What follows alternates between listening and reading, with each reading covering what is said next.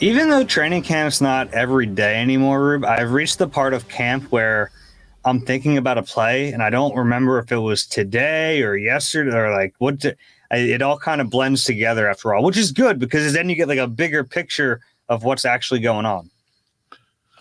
Yeah, I'm at the point where I've lost my credential once. Have you? I didn't know that. You hid that from me. Yeah, well, I did hide it. So I take off my credential when I get to the car. I put it in the console between the two seats, and it's there when I get back here the next day or 2 days later, as is the case this year. And it wasn't there yet, or Tuesday. And of course, I texted Allie, PR person, and who handles credentials, and she was like, "Oh, you made it to day 5," but it turned up. Okay. Before or after they wrote you a new one? They wrote me a new one for Tuesday, and then yesterday, being Wednesday, I went into the coffee shop where I write a lot, and the barista girl was like, "Did you lose this?" And answered at the coffee shop. I don't know why I even had it in there because. Well, you probably wore it in there. Then it was annoying you. You took it off. You put it down next to you and left it. Yes, it must have been. But I know the way these things work with you. It's day 5 is the latest into camp I've ever actually had my credential the whole time. But congratulations. Yeah, do you have it right now? It's in my computer bag. It's in the front pocket, and I shan't lose it again. McLean lost his, so we're tied. Okay, I like that you're looking for other people. He lost his too. That's right. I'm not alone. I will not lose mine. We'll see. I have every training camp credential since I've ever started. Why does that not surprise me? Welcome to Eagle Eye. Do you have them arranged by year? I don't. I have a shoebox full of old credentials. One day I'm going to find something cool to do with them, but I haven't found that something yet. You make like a collage. I was thinking like a coffee table, like some kind of lacquer over top. I like that. That's good idea. It's not bad. This is Eagle Eye. He's Rube. I have Dave. 2 credentials in my lacquered coffee table. It's the only ones I have left. A lot missing. Anyway. Day 5 of training camp. The pads are back on. That was exciting. Pretty good practice today. Not a ton of excitement through the air. It was really heavy Jalen Hurts days the last couple before today. Didn't think he had his best day. Didn't think the passing offense had the big moments, but still plenty of observations to get to. Yeah. Let's do it. Yeah, we'll start with the observations and then talk to a few interesting players after practice, talk to Nick Sirianni before. So some other stuff coming up after the break. But first, housekeeping. Injury report started off the same as it's been in recent days. Deion Kane missed practice with an ankle injury. Hassan Reddick, Avonte Maddox, Derek Barnett, with their respective injuries, all limited. But a couple of injuries during practice today, neither seem serious, but something to monitor. Nakobe Dean left practice during individual drills, went into the trainer's tent for quite a long time, did emerge from that tent, walked back to the practice field, did not participate in anything. James Bradbury, I'd say past the midway point of practice. Oh, it was very late in practice. Yeah. Well, he did miss the final 11-on-11 periods. So, but yeah, well past individual, well past the first team periods, well past special teams. Same thing, went to the trainer's table, tent, came back out, watched the rest of practice. We don't know that he went to the table because the doors were closed. It's not big enough to not go to the table. You could anyway. Yeah. I'm not going to be pedantic about that. There's other things.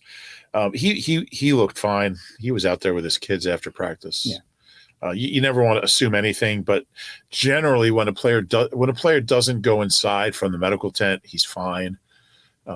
They both went back to practice. They didn't participate, but they were on the sideline. If somebody's hurt seriously, they're going to bring them inside, do tests or whatever. Sure. So, without knowing specifically, it's safe to guess that neither is serious. Maybe they'll miss a day. Yeah, and we know they're going to be very precautious with especially starting players. So, with Bradbury, if he misses a few days, you don't care. I think ideally you'd like to have Nakobe Dean out there for every practice, every rep. He needs it. But we'll see what happens there. I thought it was encouraging that those two guys didn't go inside.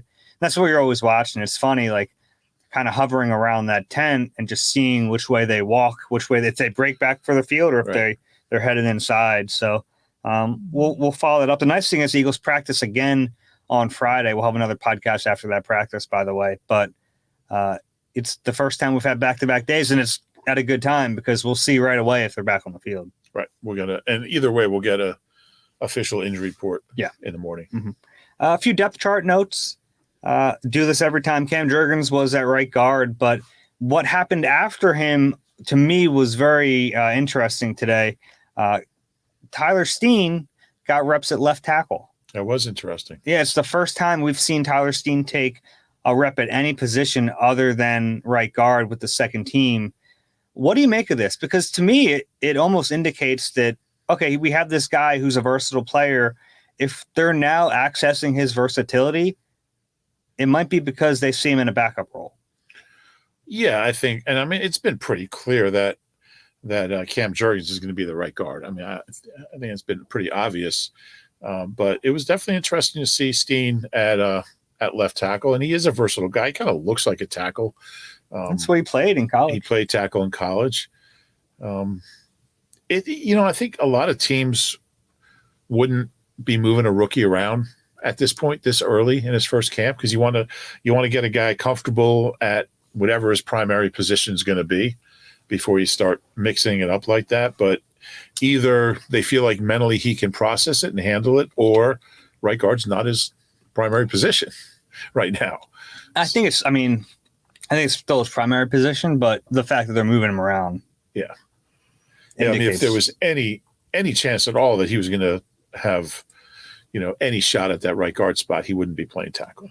Yeah, I think you're probably getting as many reps as he could at right guard. We also saw Dennis Kelly at guard for the first time. So he's now played 3 different positions in how many practices has he really? He was here for the first, I think. He was here for the first one, but he was mostly like kind of getting his sea legs. Yeah. He's a valuable piece. I think he's more of a tackle than a guard, but he has played guard in his career. He said he's played 5 snaps of guard since he left here. Oh, really? Yeah. Yeah. I mean, he's so big. He's 6'7". Yeah. Right. That's really tall for a guard, and it's not impossible. I mean, Landon Dickerson's 6'5", 6'6". Yeah, that's a big difference. And also, you look at the center of gravity. I mean, like Landon Dickerson looks like a guard. I mean, he's got that build, where Dennis Kelly's lankier. Yeah. I don't know if anyone's ever called Dennis Kelly lanky, but kind of is comparatively. He has more of a tackle build. Sure. So that was something to watch. But he did tell us he's comfortable playing guard, and he does like getting reps there, and he really thinks that his versatility is a big plus for him. I think that's fair. He can pretty much play any position but center. It's such a big key in the NFL, really, with this team especially, that their backups have to be able to play multiple positions. And you think back to Jurgens in year 1, the plan was for him to cross-train. So it's not like Steen is abnormal in that sense, having a young player cross-train. That was their plan with Jurgens last year. Bless you. That was their plan with Jurgens last year. And then, Kelce needed that surgery, so he just played all center. Right. Nakobe didn't do any team drills. He got hurt during individuals. So it was Nicholas Morrow next to Christian Ellis. And then when there was one linebacker on the field, it was Morrow. Yeah. Not surprising.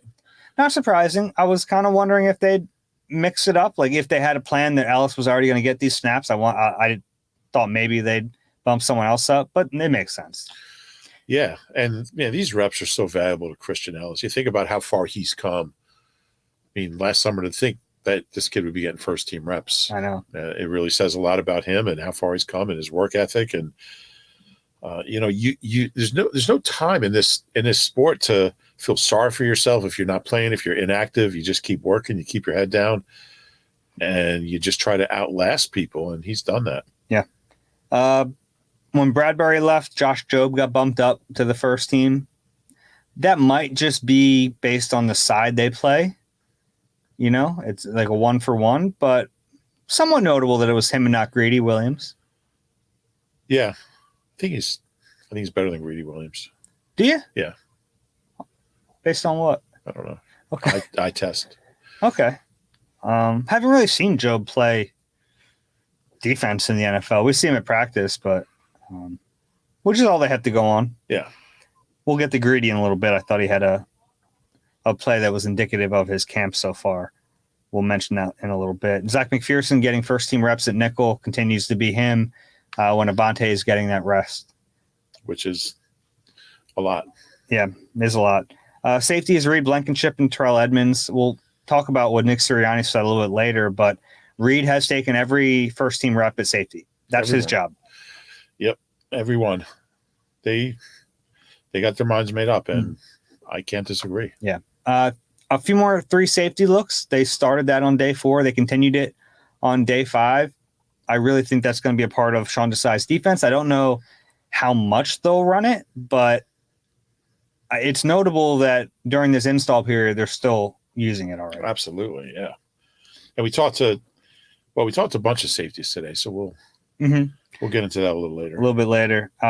Kick returners: Boston Scott, Rashad Penny, Kenny Gainwell. AJ Brown took a rep, which is always fun, but don't get used to it. Yeah. Percent chance AJ Brown ever fields a kick return for this team, kick or punt return for this team. 0.1. Yeah.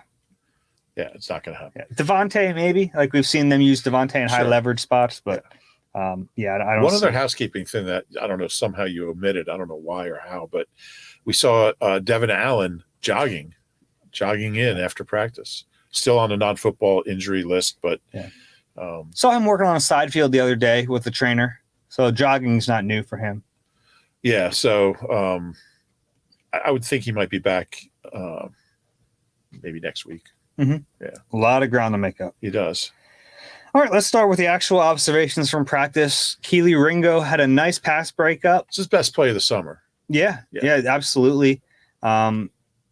He was covering Devontae Smith one-on-one. It was a period where the first-team offense was facing off against the second-team defense, and it's notable just that Ringo was with the second-team defense because he has mostly been buried on the third team, but it was about a 10-yard out from Devontae.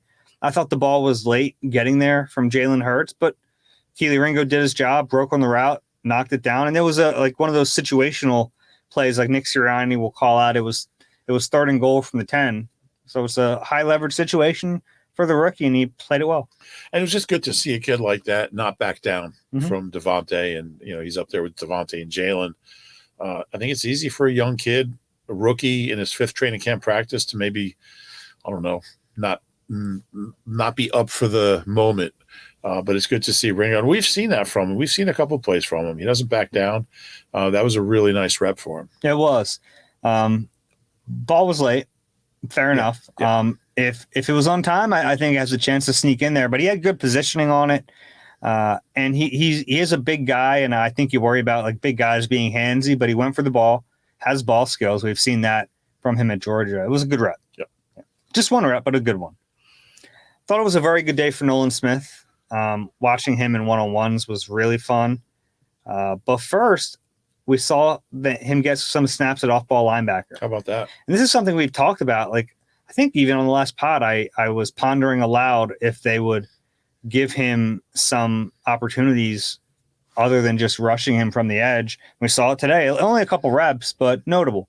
And there's no reason he can't handle that. He's athletic enough to – I just think they're going to do a lot of things with him. I think he's smart enough, athletic enough, versatile enough that, again, it's kind of like Tyler Steen. I mean, to take a kid in his rookie training camp and get creative with him this early tells you a lot about the kid and his ability to process and be comfortable in different roles. I thought that was really encouraging. Yeah, and it shows you that, like, to me, it kind of signals we might see him in some roles actually in games. Like, I think Sean Desai is looking at this kid like, I got to find a way to get him on the field in certain situations instead of just like, yeah, he's one of the waves of a pass rusher. And because honestly, he's not going to get a ton of reps.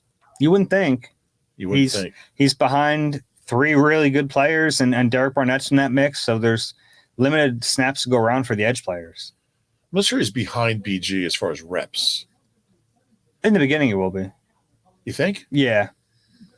BG's coming off a double-digit sack year. I know that. He's also 35, and this kid's a first-round pick. It'll be interesting. I kind of expect him to get more reps than Brandon Graham or from the get-go, but we'll see. I don't think from the get-go. I think if you're talking about we look back at the end of the year, would it surprise me if Nolan Smith got more snaps than BG if they were both healthy? No, but in the beginning, I don't think they're going to – we'll see. Yeah, it could be close. I don't think we're going to see Nolan Smith just ahead of him. But that was a good sign. It's intriguing. And honestly, like, I think back to – this is probably unfair. I think back to Jonathan Gannon last year with Nakobe Dean not finding a way to get him on the field. And it makes me wonder if Sean Desai would have. Where would you have put him though? Who would you have taken off the field? How would you have done it? Yeah, I would have probably taken Kaiser off the field. I would have found some ways to play 3 linebacker packages when the run defense was awful. And it's probably unfair to criticize Gannon now that he's gone, but I thought he was very stuck in his ways at times, and I'm curious to see if Sean Desai breaks free from that. I also think you're trying to get the number 1 seed. There was only a few games that they were up like huge, and later in the year, Nakobe did get some reps in those. I mean, I would have liked to see him play a little more. They really liked Kaiser last year, which I thought he was okay.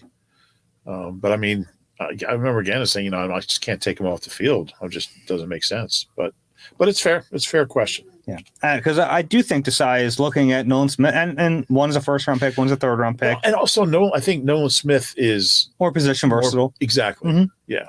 That's fair. Like, I don't think there's a different way to use Nakobe. I disagree with that a little bit. He was such a good blitzer in college. I'm curious to see how Desai uses him, by the way, as a blitzer. He was such an effective blitzer in college. I thought there should have been some snaps for him. I think Nakobe Dean came in. He was 21. Yeah. He just turned 21. And I think they just thought, we're just going to redshirt this kid. Yeah. But, yeah, I mean, it's a fair point. Yeah. I mean, it's not like Nolan Smith is an old man, and they're going to get him on the field.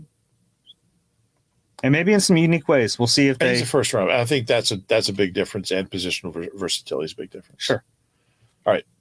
Also, so one-on-ones. We'll get in the offensive line, defensive line one-on-ones. Smith has become must-see. Yeah. In these drills, so quick.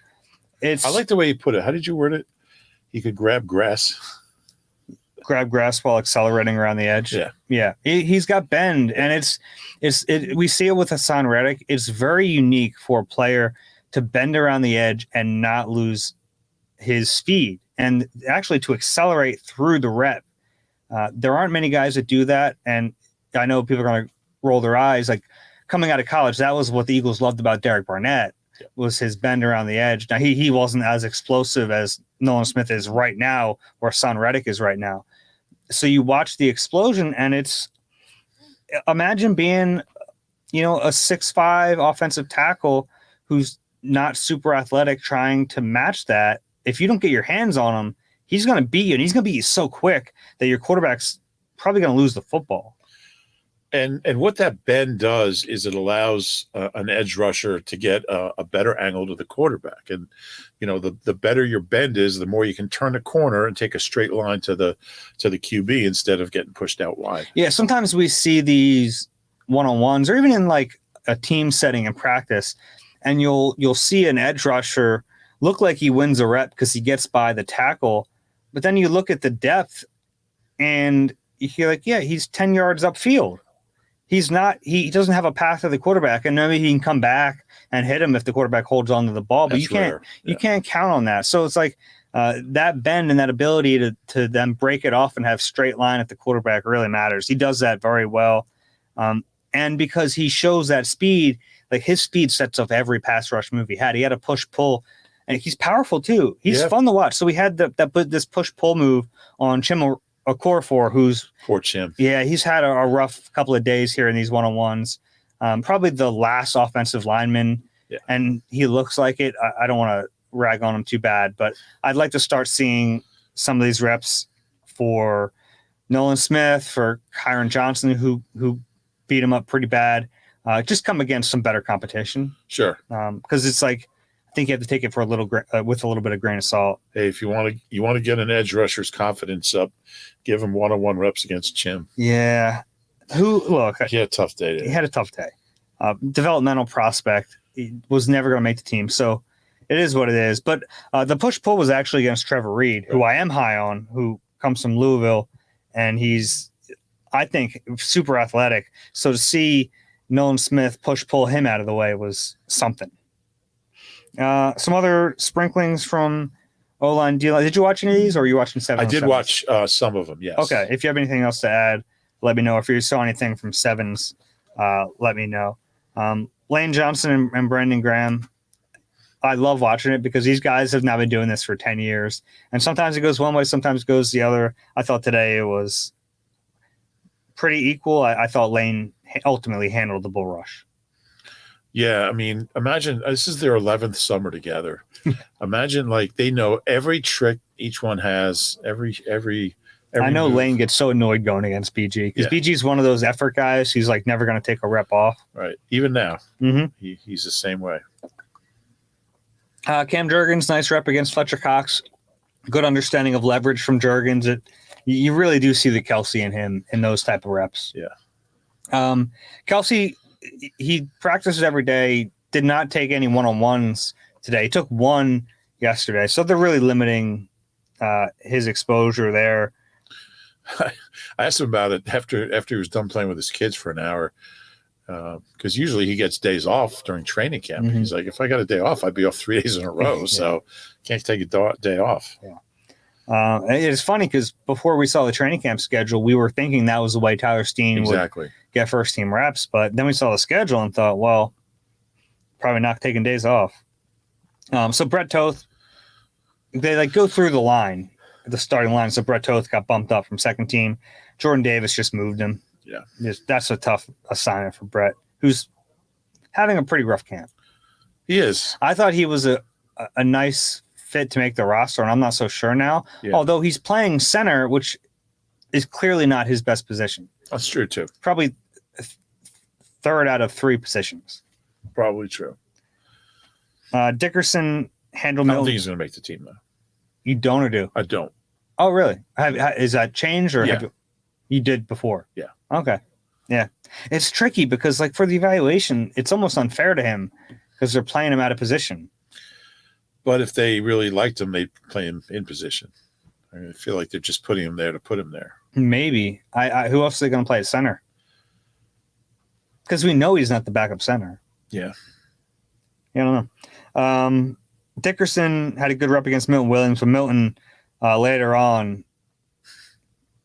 man, he crushed Dennis Kelly. Yeah. Yeah. That was the rep of the day. Oh, did you think so? Yeah. I love that rep. It was a great rep. Milton looked quick. Milton's good. Yeah. He is good. Yeah. Somebody asked me, I was doing some radio interview with somebody or other, and they asked me the most underrated player on the team, and I gave him Milton Williams. I think that's fair. Yeah. Yeah, I really do. Once he got healthy last year, he was very good. Yeah. I mean, that was one of those embarrassing moves for a veteran. Yeah. Yeah. Milton's strong, and he's savvy, and he's quick. Yeah. A little later, Josh Sweat versus Jordan Mailata. They're kind of like the next generation of Lane and BG. It's true. Yeah, kind of a draw there.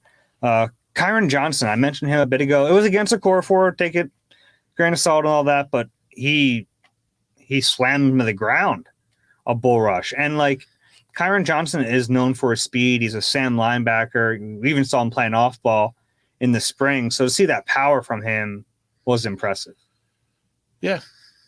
Again, you take into account who he was working against. Yeah. But he's flashed a little bit. A little bit. Yeah. Yes. I think they're very deep at edge rusher. Oh, yeah. And there are NFL players at edge rusher on their team that will not make the team. It's true. Yeah. Jalen Carter had a good rep against Toth. He hasn't looked as dominant in the one-on-ones as you'd probably expect. I think that's fair. Hasn't been bad. I think he's even been good, but like he hasn't dominated. He's such a physical specimen that you think eventually he's going to just kill somebody out there. I also think, like, I don't know how much of that they did in college, but I guess they probably, I don't know, but it's a very specific skill. You know, you're out there by yourself and you're isolated and you're not getting any help. You're not working with anyone. It's just you against another guy. You know, something to keep an eye on. I mean, they're definitely slanted for the defensive players. Any one-on-one, really. Yeah. Yeah. Or in that case, not any one-on-one, because obviously receivers are slanted that way, but the aggressor, I should say. Yeah. So we'll keep an eye on him, but hasn't been bad, but we haven't seen the flash plays. Yep. Moro Jomo had a nice He had a good day, by the way. Moro? Yeah. A couple of good days back to back. He's feeling the Dave Zangaro bump. There's a lot of pressure. Yeah. On a kid who's getting profiled by you. He's real. What if his Canton speech in 20 years? He's like, back in my rookie training camp, This little guy followed me around every week. He wouldn't leave me alone. He kept asking me questions that raised my level.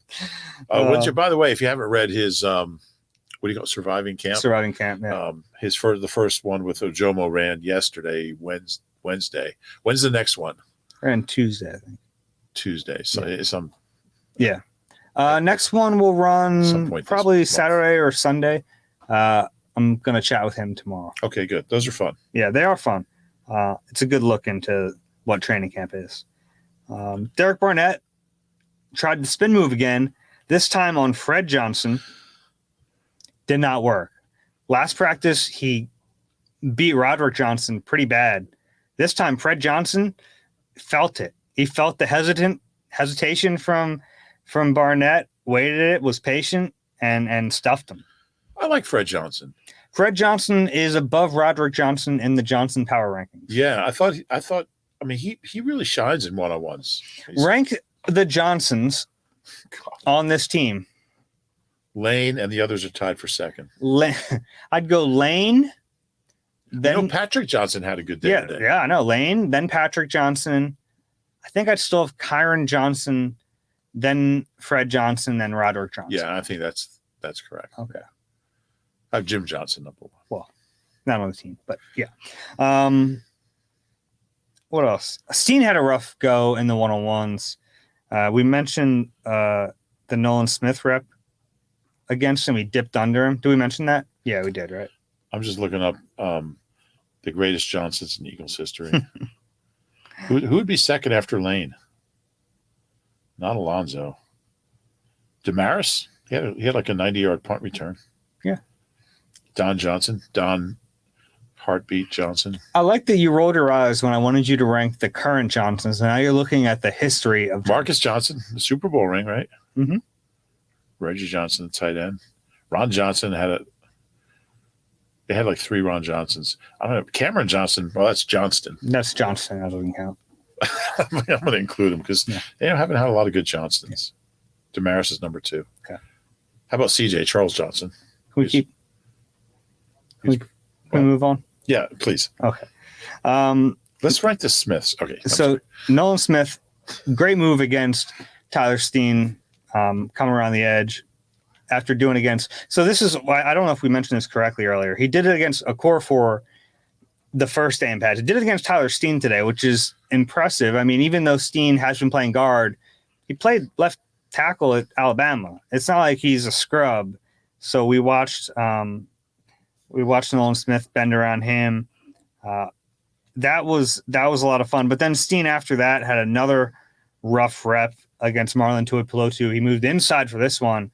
So he got beat outside at tackle, and he got beat inside at guard. I watched him after that. He looked a little, you could see body language that he was wearing wasn't great. Stalin was talking to him. And then I saw Landon Dickerson actually pull him aside and give him some coaching, which is nice to see from Landon, who we still think of as a young player, but he's really not anymore. Third-year guy. And it was interesting the way, I mean, we think of Stout, like we've seen Stout scream and yell and kick. And maybe he was really... It's a gentle touch today. Yeah, a little bit of gentle touch with Steen after that one, after those 2 reps. I think that's a really important thing for a coach is knowing when to be a hard ass and when to, just go easy on a guy. And for Steen, he spent the first 4 days exclusively at guard. You put him out there at left tackle today. Oh, yeah, here's Nolan Smith. That's a tough assignment. It is. Hassan Reddick took 1 rep in one-on-ones, and that can, as far as I'm concerned, that can be the last rep we see of him in one-on-ones. He dusted Jack Driscoll. Yeah, I missed that rep, unfortunately. I would like to see that one. I mean, if you blinked, it was over. I don't know if Jack touched him. It was, I'm good on Hassan Reddick. You don't have to play him in one-on-ones anymore. Sounds good. Josh Sweat continuing to have a very good camp. Really good camp. Had a big day. Had a pass breakup at the line of scrimmage from should have picked it off. Mariota. Yeah, he almost had it. He batted it up in the air. It was really funny. Dennis Kelly almost caught it and then realized, oh, let me not catch this ball. But Sweat is active in every practice. He's been batting some balls down. We see him get in the backfield. We see him chase down quarterbacks. Today I watched him drop in the coverage against Tyree Jackson. How about that? And look, Tyree caught the ball, but seeing Josh Sweat in space covering Tyree Jackson, he should not be able to do that. Yeah. And you don't want him doing that very often, but there are times in this defense, like with Jonathan Gannon's defense, where, yes, your edge guys are going to have to drop. Well, I mean, and that was the hallmark of Buddy Ryan's 46 was, blitzing safety and the edge rushers dropping back. We didn't call them edge rushers yet. That's more recent term. Clyde Simmons was never an edge rusher. He's a defensive end. Yeah. Sweat's been really impressive and really good. And when he was covering Tyree Jackson, it was like watching it like an NBA. I mean, there's a lot of size out there. Yeah. It's a couple power forward looking guys. Lanky dudes. Yeah. So Sweat's fun. He's a fun player. Yeah. He's just going to keep getting better. I think so. He's kind of like Jalen, just getting better every year. We've seen a few players like that. Seem to get better every year. Olamide's gotten better every year. Not here, but look, the stats have gone up every year. Yeah. Quiet camp though. Yeah. Saw Ian Book try to get Charleston Rambo hurt through another hospital ball. The other day it was Rambo's got to wonder what these quarterbacks have. Tanner McKee and Ian Book in back-to-back days trying to let Mekhi Gardner take him out. What did he piss him off somehow? I don't know. What's going on here? Gardner or Rambo's gonna be like, what the heck, man? Patrick Johnson had a quote-unquote sack in team period. Jalen took off running anyway. Yeah. I think he would have had him. Yeah. In fact, he would have had him like 2 seconds before Jalen took off. I mean, he was right there for 2 seconds. And it was good to see. What do you think happens at edge rusher? I don't know. He's good. There's too many good players.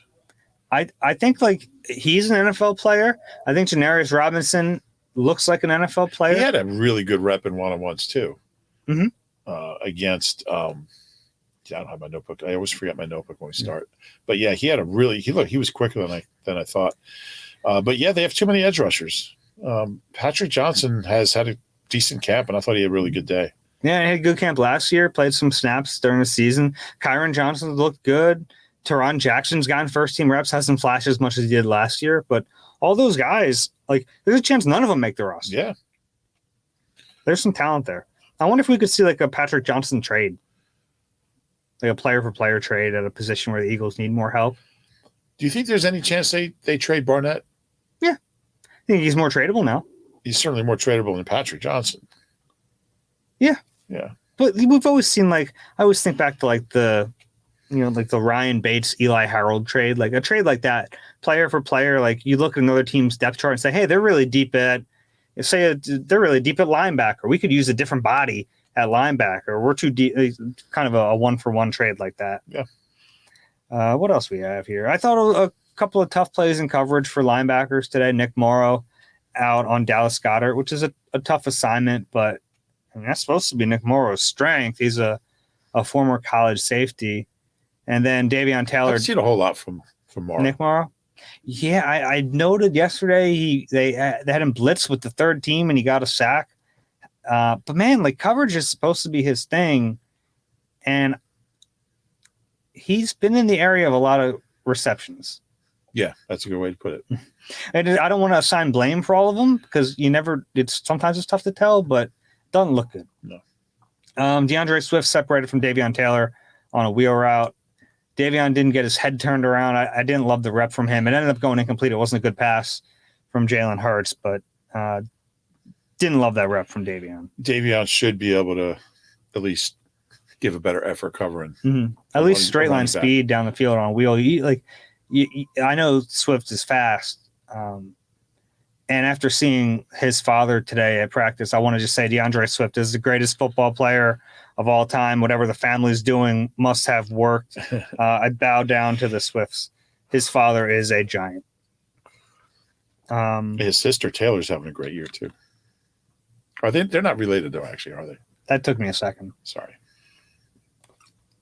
My first thought was like, oh, his sister must be a track athlete, and then I realized what you did.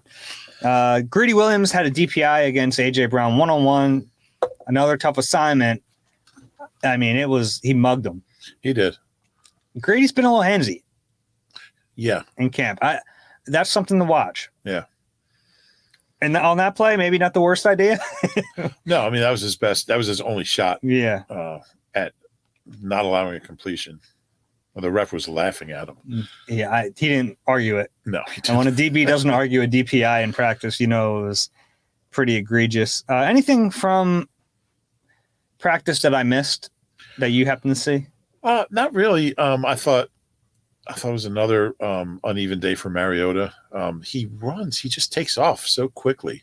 Yeah, I think a lot of that might just be the line. Like the second team line hasn't been very good, Maybe. Especially when they go twos versus ones.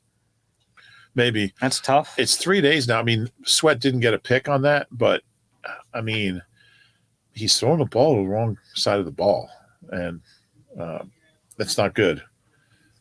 Yeah, I totally agree. He's athletic and he's fast, but I thought Jalen had a down day. I thought he got off to a good start. Yeah, in terms of like looking at the 5 days, I thought today was probably his worst day, but it doesn't mean it was bad. It was just he had a couple of misfires late, I felt like. Yeah. Didn't have any wild plays, which they were running the ball quite a bit early. Yeah.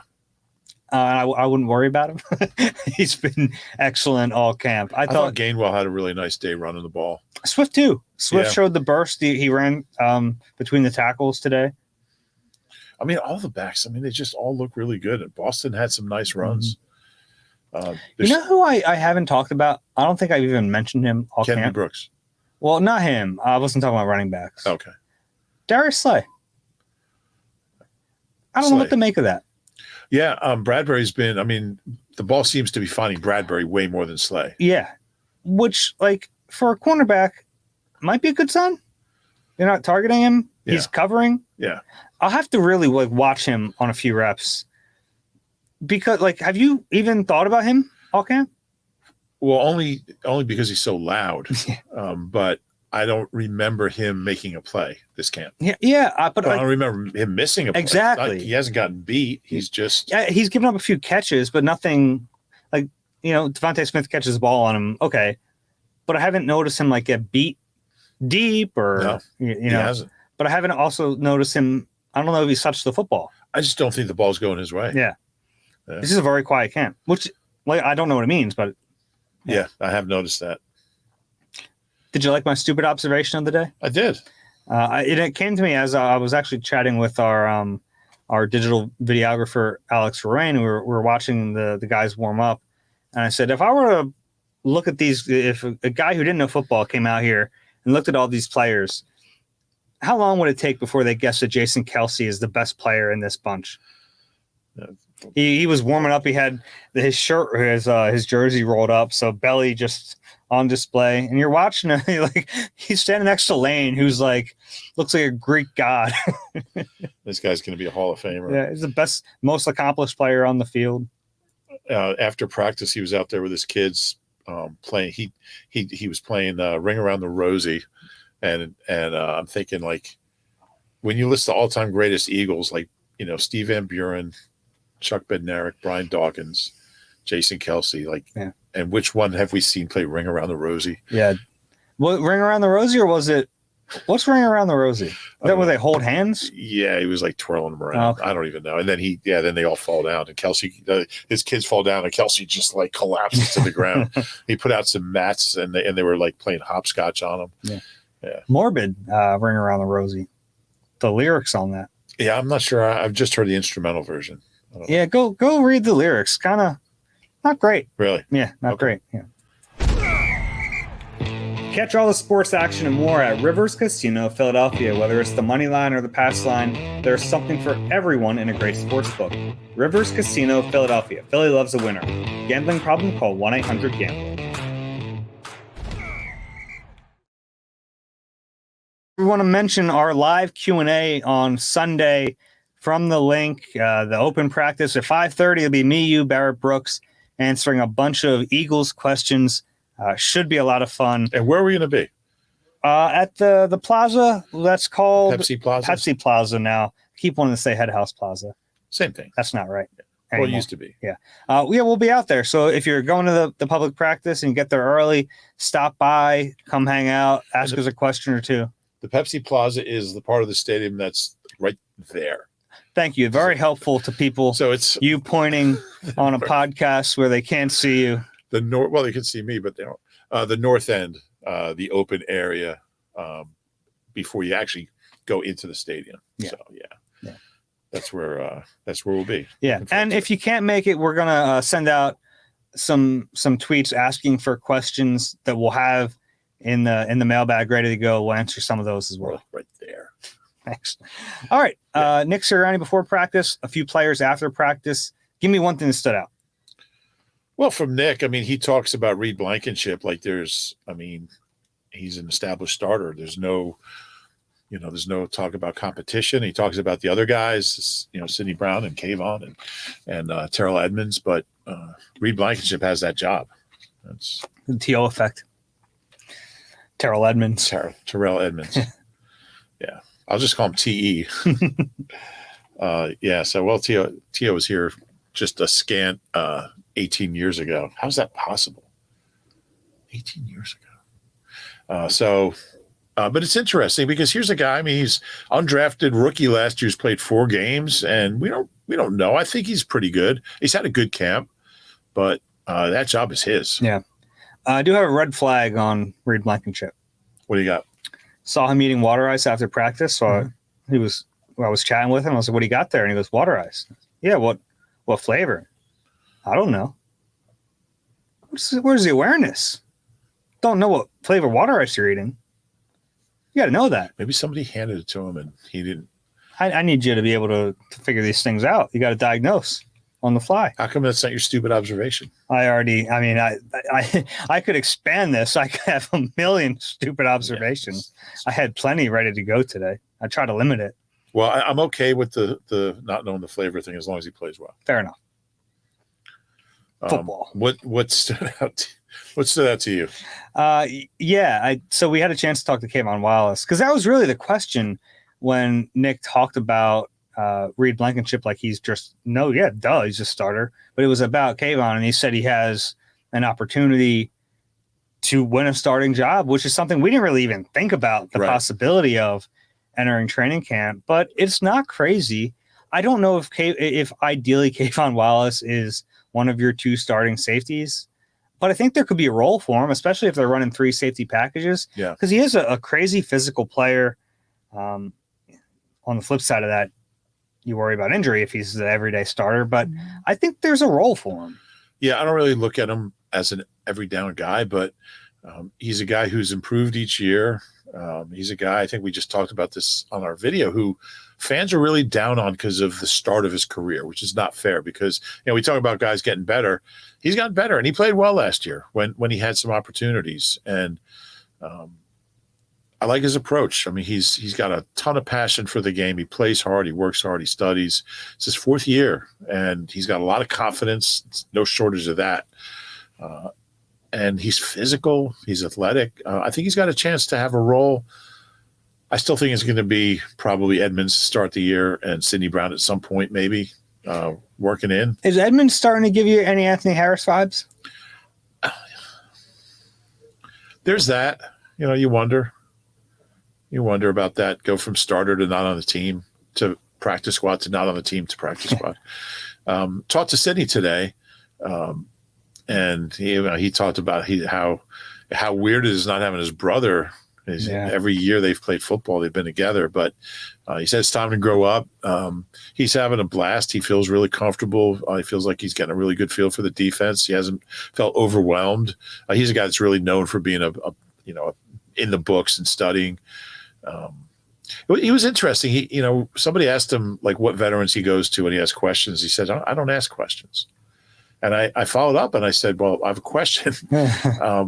That's really weird. Like most guys talk about, they always ask the veterans questions. He said, I'm an observer. He said, I learn more by watching and observing and learning than I feel like that's how I learn, which I thought I've never heard that before. Yeah, it's good self-awareness, I think. Yeah. To know how you learn. Yeah, exactly. Oh, absolutely. And he said, that's how I'm comfortable.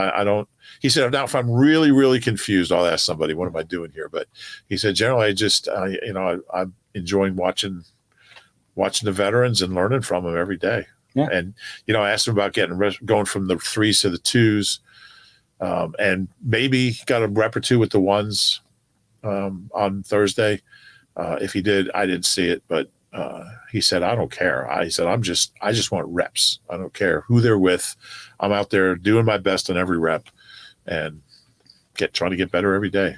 Interesting kid, very thoughtful. When players say that, do you believe them? Because I think if I was an NFL player, I would care what team I'm with quite a bit. And maybe that's why I wouldn't be one of the many reasons why I wouldn't be a good NFL player. But I think I would rep watch, and I think I would pay attention to where I am. Yeah. I know it's not healthy, but I think it's natural. It's hard not to, right? Yeah. But I also think I do think players feel like there's equal value in getting a rep with the threes as the ones. I mean, you're out there. Yeah, I think the value is probably accurate. Yeah. But they know. I mean, yeah. They know that if you're getting reps with the ones, you're an NFL star. Yeah. So, yeah. Who else? Talked to Tanner McKee. We both did. We kind of handed off I didn't the hang mic. out with Tanner a long time. Really confident. He said something that you don't hear a lot of young quarterbacks say. He said, we had a complicated offense at Stanford. Yeah, I asked if he was swimming at all, and he was like, no, I'm good. Yeah. And I followed up. I think you had just left, and I followed up on that. And I asked him about what advantage that gives him. And he said, I feel like I can go out and play at a higher level because I know what I'm doing, and I'm not thinking every snap. If that's really true, I mean, we'll see in the preseason games and joint practices, I think, more than these practices. Excuse me. Sorry, Tom. But, he's a big kid. He's got a good arm. I think he's got a ways to go.